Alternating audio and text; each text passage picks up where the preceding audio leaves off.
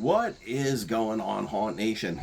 If you've already seen the other two videos, you know it was a long but fun weekend. And I have three reviews for you, this being the third of the three. This review is for 100 Acres Manor, which for whatever reason, my brain always goes to 100 Acres Woods like it's fucking Winnie the Pooh, but it's not. Although that would probably be phenomenal. Oh, like a Winnie the Pooh haunt with, I know they made like a Winnie the Pooh horror movie. I haven't seen that yet, but I will, and I'll definitely review it. But, yeah, I think that would make a very interesting, very cool haunt. But anyway, 100 Acres Manor, which is in the Pittsburgh area of Pennsylvania. So, a little far from home, but fucking bug. But anyway, another very cool haunt. Was there last year, enjoyed it. Went again this year. Why did I go again this year? Well, because nothing else was open. It was a Sunday, and that was the only haunt that was open on a Sunday. I still would like very much to get to Fright Farm, which is in the same general area, and the Scare House in their new location, which I haven't been to yet, but they weren't open, so neither one of those was an option. So 100 Acres Manor it was. 100 Acres Manor is a really cool haunt. So apparently there's parking near 100 Acres Manor if you go one way. I've been parking the opposite direction, so it's basically at the bottom of the park. It's about 2 miles away from the haunt proper, but they have a covered wagon pulled by like a pickup truck that, just load people on. You get in the covered wagon, it drives you up the 2 miles, which is nice. A beautiful park. It's nice, kind of sets the scene because it's dark, woodsy. It's not like a typical New York City park where, you can see traffic on either side. It's dark and woodsy. The road's closed off, so no cars are going through or anything like that. Just very cool. So, went there. Again, this one wasn't expensive. I think it was $25 a ticket. So they have three different levels. They have the regular $25 a ticket general admission. They have the front of the line admission, which is, I think, $40. And then for $65, they have the front of the line admission, which includes a sweatshirt. I can't say a free sweatshirt because it's $65. You're basically paying for the sweatshirt, even though if you wanted the front of the line, it's only $15. I wanted the sweatshirt, and really cool sweatshirt this year. It's black and orange. I forgot to bring it out with me, so you don't get to see it. But it's black and orange, very nice Halloween-y colors. It says 100 Acres Manor on it. And, I just thought it was really cool. They actually gave you a choice of 3 different sweatshirts. One was pink with some other stuff on it. I didn't care for that at all. And the other one was their 20th or 25th anniversary sweatshirt, which had a couple of characters on it from the haunt. I just personally like the orange and black on Halloween colors, and just really looks nice. So that's the one I got. That said, I wanted to get that just basically for the sweatshirt. Did I need the front of the line? No. But it was nice to be able to walk up to the front of the line. So you go through, they do have a ticket booth where they are selling tickets if you haven't bought them already, and go through and, get in the haunt proper. There's only one haunt. There's one small concession stand, which makes typical carnival fare, hot dogs. I think they had corn dogs. I didn't pay that much attention, honestly, because it was nothing that interested me. Couple small photo ops, couple props out to take photos. There's a really cool chair that was like a mouth with a tongue, and they had bodies hanging. If you go on the Instagram page, Haunt Nation, and the Instagram, you can see the pictures from all that stuff. Actually, you can see all the pictures that I took from all of the haunts. A lot of them are really cool. I think I take pretty decent pictures, but enough sucking my own dick. The first 100 patrons at this haunt, very much like Erebus, the first 100 people through the haunt get a free t-shirt. Now, unfortunately, the t-shirt is only large and extra large. So if you're a 2X or a 3X, it's really not doing you much good. Give it to somebody, give it to one of your kids, give it to your girlfriend or whatever. But it is cool that you get a t-shirt for being one of the first 100 in line. Wound up getting a t-shirt. We were a little bit late, got there at 7:30. They open at 7. Still wound up getting the t-shirt, so I was very happy about that.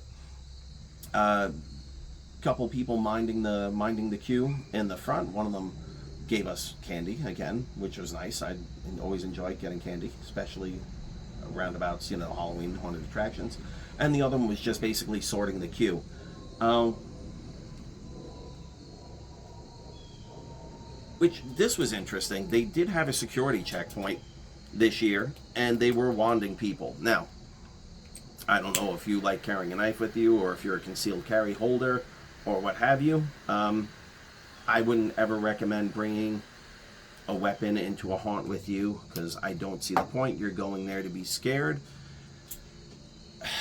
not putting yourself in a situation where you need to defend yourself, right?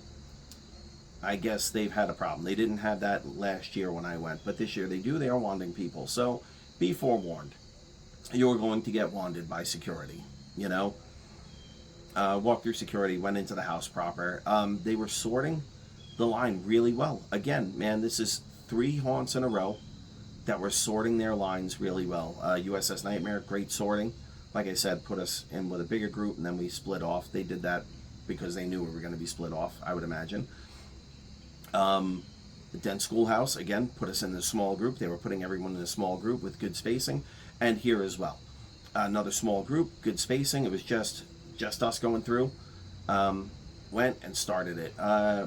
So a bunch of changes from last year, which I appreciated. More so changes in layout than changes in themes.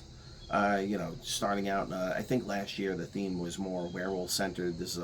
They had like a plague theme going on, and yeah, there were werewolf stuff and vampire stuff and all sorts of stuff. But yeah, just like really nice, really long walkthrough. All of the different themes are connected theme by, after theme. You're walking from one theme into another. So there isn't that kind of separation where you're walking into a separate house or anything like that. But it's not like you're, there are quote unquote like 4 houses. So there's the old England, plague theme. There's the outer space alien experimentation kind of theme. There's the bayou type theme. There's the trapped in the snow in the Arctic kind of theme. Then there was like the witch's house, haunted house theme. One right after the other. There are areas that you walk through that delineate them, but there's no stops. Again, line control was fantastic.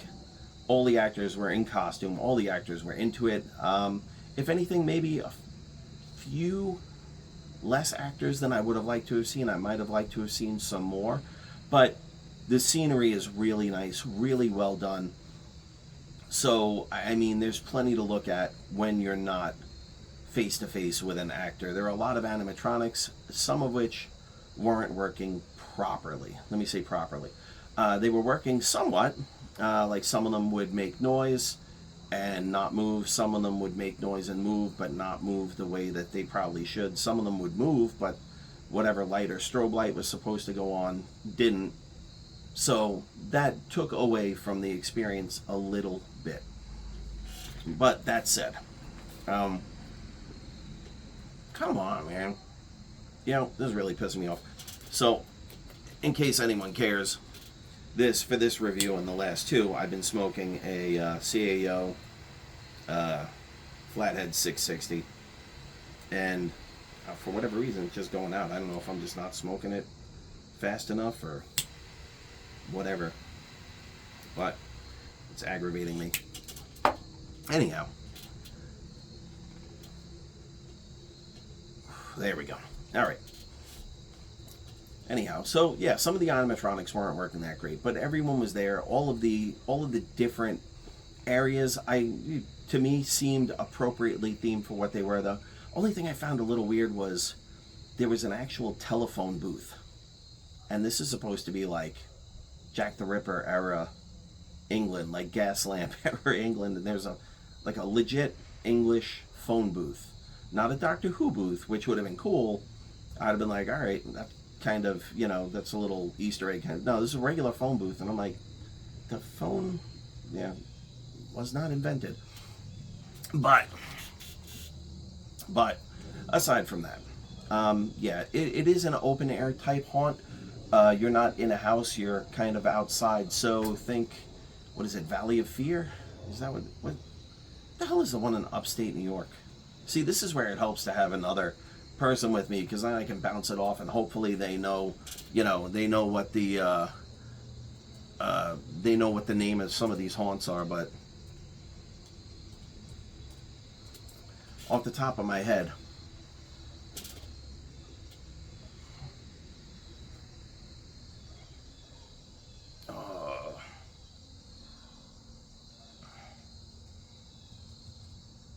New York haunted house. Let's see. Pure Terror. So similar to Pure Terror Scream Park. Pure Terror has allegedly the Guinness World Book of Records for the longest. This one's pretty long, so it's probably similar. But it's like that. It's open air. A lot of the, walls with, they actually have netting over a lot of it so that you do feel enclosed, and there are parts of it that are completely enclosed, but there are other parts where you're open to the elements. So if it's a really shitty day, I would imagine maybe they won't be open, or you may not have the best experience. But that said, open air walkthrough. There are different levels. There are levels that go up and down. Lots of different cool things that go on. Like springy floor bridges and sliding floor blocks and things of that nature, which really make it a really cool experience. I can only tell you from my experience, I enjoyed it. Like I said, wow. Yeah, this is why I don't edit. So you get all this beautiful content, like me sneezing and cursing at my cigar and drinking my spiked iced tea. I am talking a lot, so being just one person, trying to keep you all entertained. All 6 of you. Anyway. But yeah, open air haunt, really great. Open on Sunday, which is in September, which is fantastic. A lot of places are not open on Sundays in September. So really enjoyed that. Enjoyed having somewhere that I could go on a Sunday. Allowed me to do 3 haunts in a weekend. But, nice and long. I wound up bumpering into people more than halfway through. And definitely not the haunt's fault at all, because I don't even think those weren't the people that, like, I saw a group of younger kids go ahead of us. Like the people online that got through before we did was probably a group of like five younger kids, 20 some, in the 18 to 21 area. I would probably say younger than 20, but in that age group.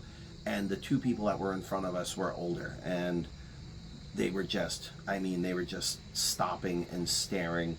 Every animatronic that went off, they would stop and stare at it, and they were moving so slow that whatever group got sent in behind us actually caught up to us. So I blame those people. Again, I don't blame the haunt. They were terrible people to be in a haunt behind. Every time there was a dark area, the woman completely stopped and was just, I can't see anything. I don't know where I'm going. I can't move. And we just couldn't get in front of them. I wanted to get in front of them, but we couldn't get in front of them. And we were just stuck behind them for the last third of the haunt. So they took away from the haunt experience, but it was them. Again, actors were all into it, all appropriately costumed. Had a problem with some of the animatronics. That's something the haunt itself has to address at some point, because your animatronics need to be working, and they weren't. A lot of them weren't, or a decent amount of them weren't working properly. But yeah, without really giving much away about the haunt, it was just really, really cool. Some people would find it scary. There was definitely some eeps going on, some jump scare type eeps going on right from the beginning. So again, a really cool haunt, as opposed to. I'm not saying as opposed. Right. Let me clarify. USS Nightmare was a great interactive experience and awesome, which is why I got a great mark. But it wasn't. I don't think it was scary. I don't think many people would find it scary. Maybe some people would, but I don't think it was actually scary. This one had a lot more scary elements to it than that one did. Less interactive, obviously, different kind of haunt, but more scary elements. And then Schoolhouse definitely had a ton of scary elements. Dead children hang and things of that nature. Not a place I would bring a very small child to, like a 12-year-old. Probably will give them nightmares. But anyway, but yeah, just another really cool haunt experience. Takes a while to get through, a nice long haunt, and just a great experience beginning to end. They also had a merch shop which had t-shirts, the sweatshirts, of which you could buy if you did not already get their VIP with the sweatshirt. To get that, t-shirts, sweatshirts, all sorts of other things. They were selling these, which I thought was cool, like horror type bags that had like different like face plates that were detachable from the bag, so you could, if you were like one of these haunt type girls, haunt type chicks, they were not for men, although anybody can wear it, I guess, where you could detach the different face plates and pop new ones on, which I thought was kind of cool. They do have a bar area, which I have gotten, beer, I think, from, or some kind of drink. That was not open the night I went. It was closed. It might be a local ordinance, maybe on Sundays you can't serve alcohol, I don't know, but that was not open, so couldn't get a beer or anything while I was there. What? Yeah, motherfucker, you're out again. But I did get to go through the haunt, which is really what we're going to a haunt for, right? No real hangout area like at some of these other Scream parks where you can hang out and walk around. And they did have a Sink the Clown game where baseballs, throw the balls, put them into the dunk tank. They had another maze which was an add-on, which I didn't go through. Supposedly that's 20,000 square foot maze. I didn't go through it. And they also had a last ride experience where I guess they simulate you being put in a coffin and buried alive. Didn't do that either. Really just wasn't overly interested in doing any of the three. If I would have done anything, I probably would have done the maze, but I was just like, I was late. It's a long way from home. Had to get home. Not gonna bother. But anyway, the 100 Acres Manor Scream Park in the Pittsburgh area of Pennsylvania. Another great haunt. I think I'm going to give them a solid 7.5. Again, 7.5 leaning towards 8, but definitely closer to the 7.5. So I'm just going to settle right on the 7.5 for 100 Acres Manor. Would have gotten a higher rating if their animatronics were all working properly, but they weren't. But anyway, so far, this has been a fucking phenomenal season. We're not even out of September yet, and I have yet to hit a fucking haunt that I think is subpar or shitty or anything. Looking forward to the next couple weeks. I believe we're going to be hitting Shocktoberfest in Sinking Spring, Pennsylvania, and then I'm looking at Headless Horseman Hayride in Ulster Park, because even though we were told last year that there would be no more hayride ever because of New York State rules, which we'll get into in that review, the hayride's back, and I'm also looking forward to this season trying to get down to the Bates Motel, because apparently their hayride is back this year also. So really looking forward to that. We enjoy our hayrides. Looking forward to those, but for now, this one, 100 Acres Manor in the Pittsburgh area of Pennsylvania, 7.5. And until the next, I'm Ant, your host with the most. Talk to you later. See ya.